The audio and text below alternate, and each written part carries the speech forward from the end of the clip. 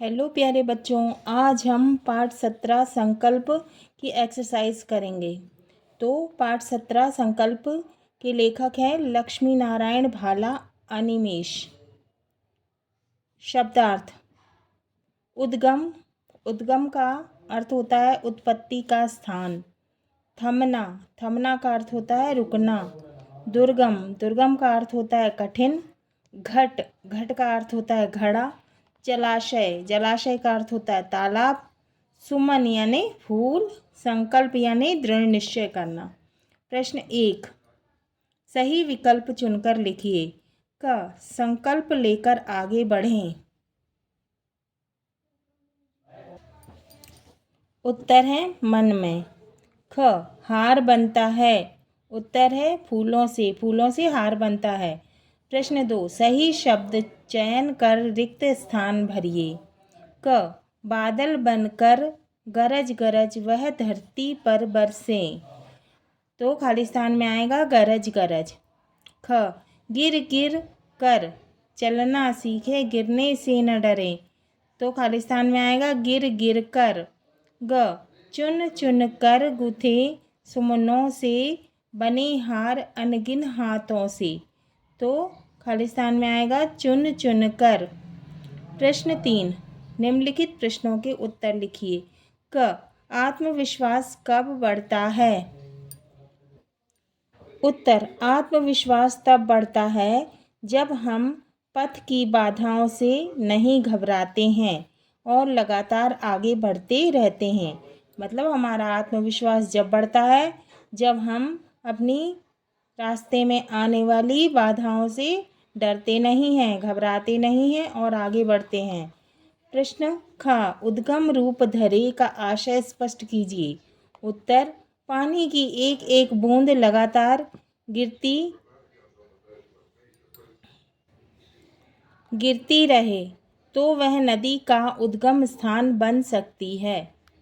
प्रश्न ग, धरती फल कब देती है। उत्तर, जब धरती पर सूर्य की किरणें गिरती हैं। जब जब भाप बन जाता है तब वह बादल बनकर इस धरती पर बरसता है। प्रश्न घ, बादल कैसे बनते हैं। उत्तर, जलाशयों पर जब सूर्य की किरणें गिरती हैं, जब भाप जाता है तब वह बादल बनकर इस धरती पर बरसता है। मतलब जलाशयों पर जब सूर्य की किरणें गिरती हैं और भाप बन जाती है तब वह बादल बनकर इस धरती पर बरसता है। प्रश्न ग, कविता में संकल्प करने पर क्यों बल दिया गया है। उत्तर, प्रस्तुत कविता में संकल्प करने पर इसीलिए बल दिया गया है कि संकल्प या दृढ़ निश्चय किए बिना किसी भी कार्य में पूर्ण सफलता नहीं मिलती है।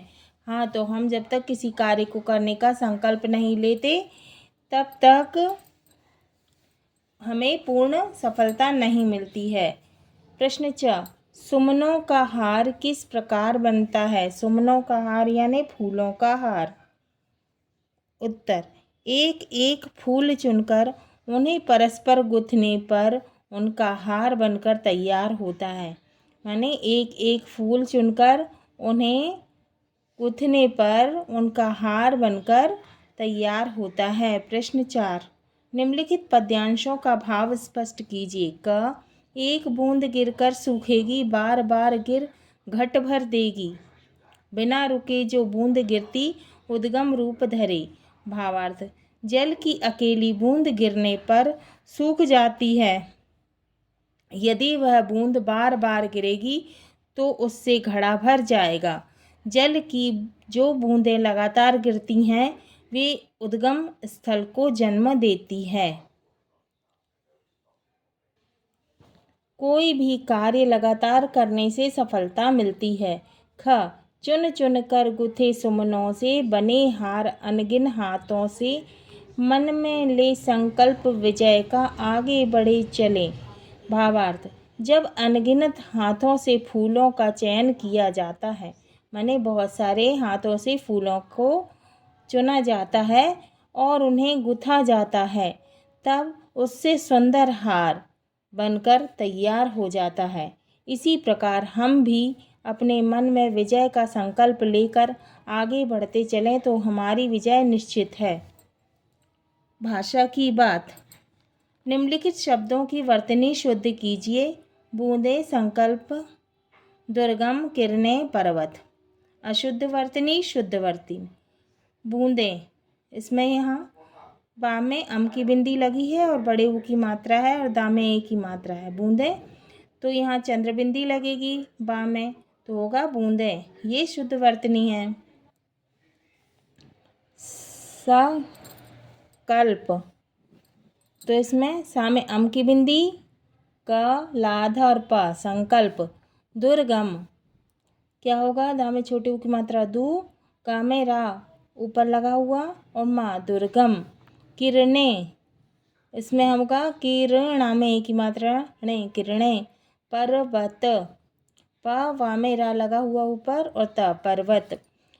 प्रश्न 3, दिए गए शब्दों में से विलोम शब्दों की सही जोड़ी बनाइए। उत्तर, विश्वास, पराजय, धरती, सुगम, आकाश, जय, दुर्गम, अविश्वास। शब्द और विलोम शब्द। विश्वास का विलोम होगा अविश्वास, पराजय का विलोम होगा जय, आकाश का विलोम होगा धरती, सुगम का होगा दुर्गम। प्रश्न 4, निम्नलिखित शब्दों का वाक्यों में प्रयोग कीजिए। उत्तर, पथ। वाक्यों में प्रयोग है, यह पथ सुगम है। प्रतिदिन, मैं प्रतिदिन सुबह घूमने जाता हूँ। बादल, बादल गर्जना कर रहे हैं। विजय, क्रिकेट खेल में हमारी विजय निश्चित है। कांटा, कांटा फूल की रक्षा का काम करता है। प्रश्न 5, भिन्न अर्थ वाले शब्दों को छांटकर लिखिए। नदी, तटनी, सरिता, सविता, तरंगिणी। पर्वत, गिरी, पहाड़, अंचल, पाहन। सागर, समुद्र, पीयूष, जलधि, उदधि। फूल, पुष्प, सुमन, कुसुम, लता। धरती, गगन, पृथ्वी, भूधरा। तो नदी का होगा सविता, पर्वत का होगा पाहन, सागर का होगा पीयूष, फूल का होगा लता, धरती का होगा गगन।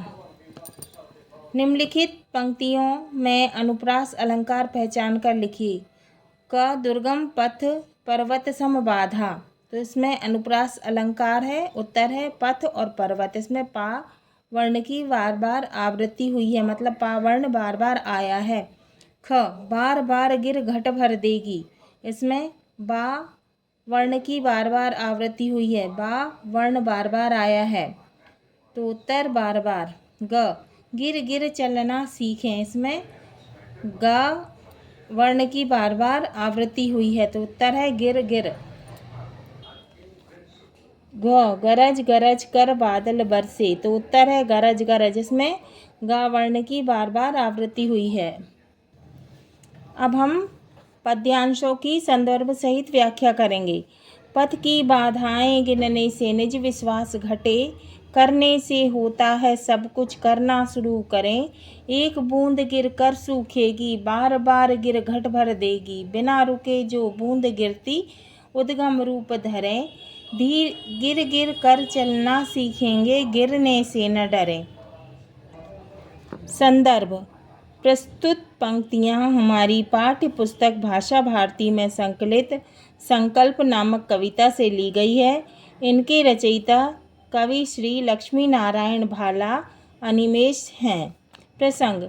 इन पंक्तियों में कवि ने लगातार चलते रहने की प्रेरणा देते हुए कहा है। व्याख्या। जीवन के पथ में अनेक बाधाएं आती हैं।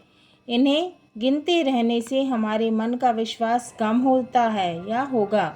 कोई भी कार्य करने से ही पूर्ण होगा, अतः कोई भी कार्य हो उसे करना प्रारंभ करें।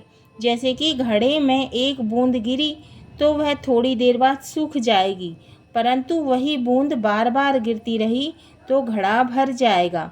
बार बार गिरने वाली बूंद नदी का उद्गम स्थल बन जाती है। जो बच्चा खड़े होने का प्रयास करता है किंतु थोड़ी देर में नीचे गिर जाता है और फिर खड़े होने का प्रयास करता है। वही बच्चा एक दिन ठीक से चलने लग जाता है। इसलिए हमें गिरने या असफल होने से कभी भी डरना नहीं चाहिए। पद्यांश 2। नदियों का उद्गम अति छोटा, दुर्गम पथ पर्वत सम बाधा। बिना थमे चलती जब धारा, सागर गले मिले। चलने से मंजिल पाएंगे, चलना शुरू करें। पद्यांश 2 संदर्भ पूर्ववत है। प्रसंग उक्त पंक्तियों में कवि ने बताया है कि चलने से ही हमें मंजिल मिलती है।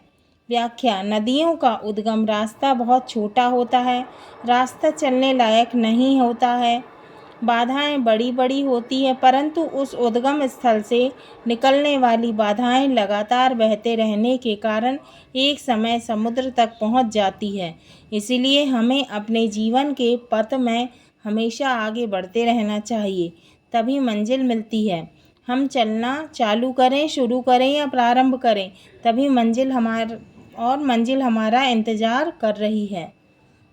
पद्यांश 3 जलाशयों पर किरणें पड़ती, प्रतिदिन जल वाष्प में बदलती। बादल बनकर गरज गरज वह धरती पर बरसे।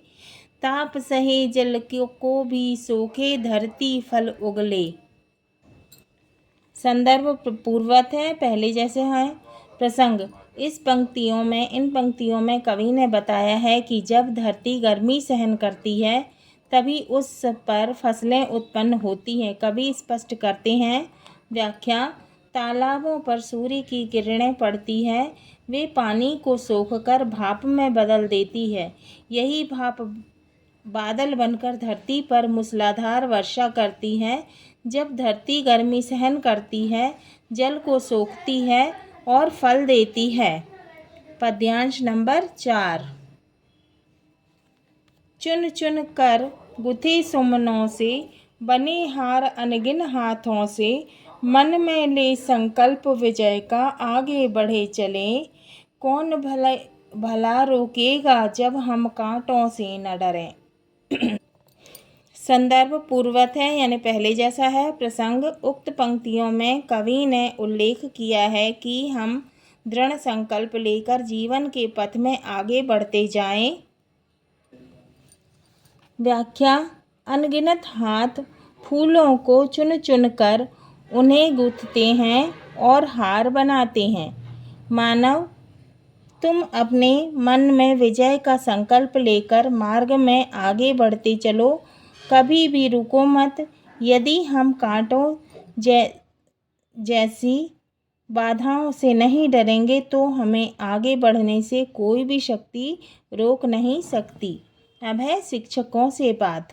पहला, परिश्रम का महत्व बताएं। उत्तर, परिश्रम के बिना किसी भी कार्य में सफलता नहीं मिलती।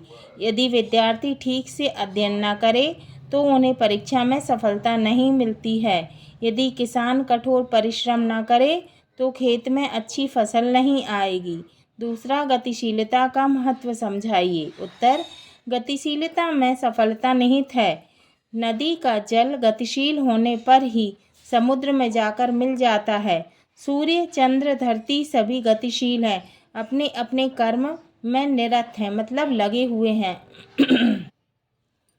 अनुभव विस्तार। पहला, बूंद बूंद से घड़ा भरता है। इस लोकोक्ति का अर्थ शिक्षक से जानिए। उत्तर, बूंद बूंद से घड़ा भरता है। लोकोक्ति का यह अर्थ है कि थोड़ा थोड़ा एकत्र करने से वह राशि या वस्तु अधिक हो जाती है। दूसरा, फूल और कांटे का हमारे जीवन में क्या महत्व है, इस विषय पर अपने विचार लिखिए। उत्तर, फूल और कांटे का हमारे जीवन में बड़ा महत्व है। कांटा फूल की रक्षा करता है, रक्षा के बिना फूल का विकास नहीं हो सकता। फूल कांटेदार वृक्ष की भी शोभा बढ़ा देते हैं, दोनों एक दूसरे के पूरक हैं। प्रश्न, जीवन में आई कठिनाइयों को दूर कर आगे बढ़ने हेतु छात्रों को प्रेरित करें। उत्तर, जीवन में तो संघर्ष है, संघर्ष का नाम ही जीवन है। जीवन में कठिनाइयाँ आएंगी, उन्हें देखकर जीवन में घबराएं नहीं, उनका सामना करें। धैर्य एवं विवेक से काम लेकर कठिनाइयों पर विजय प्राप्त करने का प्रयास करें। प्रश्न, अनुप्रास अलंकार को विभिन्न उदाहरणों के माध्यम से समझाइए। उत्तर, अनुप्रास का अर्थ किसी वर्ण का बार बार प्रयोग में आना अनुप्रास अलंकार कहलाता है। निम्न उदाहरणों से मैं वर्ण का बार बार प्रयोग हुआ है। पहला, जुग जुग जियो जवाहरलाल। दूसरा, रघुपति राघव राजा राम। तीसरा, तरिणी तनुजा तट तमाल तरुवर बहु छाए। उक्त उदाहरणों में नंबर 1 में जा वर्ण की आवृत्ति हुई है, नंबर 2 में रा वर्ण की आवृत्ति हुई है और नंबर 3 में ता वर्ण की आवृत्ति हुई है। तो इन तीनों में अनुप्रास अलंकार हैं। तो हमारा ये पाठ 17 संकल्प की एक्सरसाइज पूरी हुई।